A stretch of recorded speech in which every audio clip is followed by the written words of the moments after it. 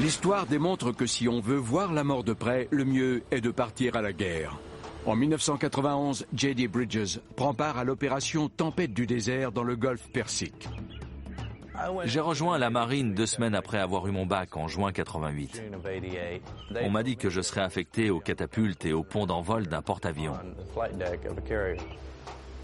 Stationné sur l'USS Roosevelt, J.D. devient un membre de l'équipe responsable des décollages et des atterrissages des appareils sur le pont d'envol. On faisait décoller des Assis Intruder, des F-14, des F-18, etc. À l'époque, il n'y avait qu'une seule équipe pour le pont d'envol et elle opérait de jour comme de nuit. On ne dormait pas plus de 2 heures par jour.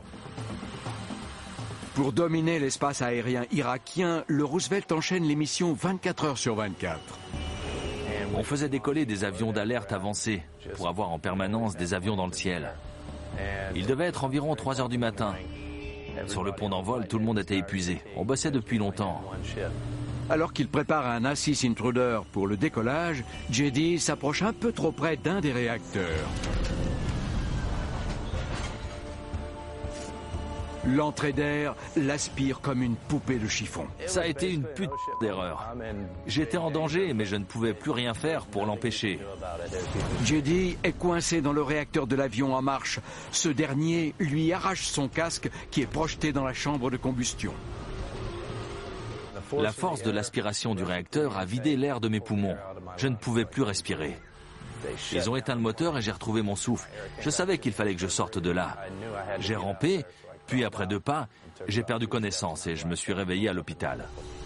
J.D. échappe à la mort avec étonnamment peu de blessures. J'ai eu une clavicule cassée, 10 points de suture au-dessus de l'œil, quelques morceaux d'acier logés dans le corps, mais rien de bien grave. Destin, chance ou miracle, J.D. Bridges est un marin qui peut s'estimer heureux.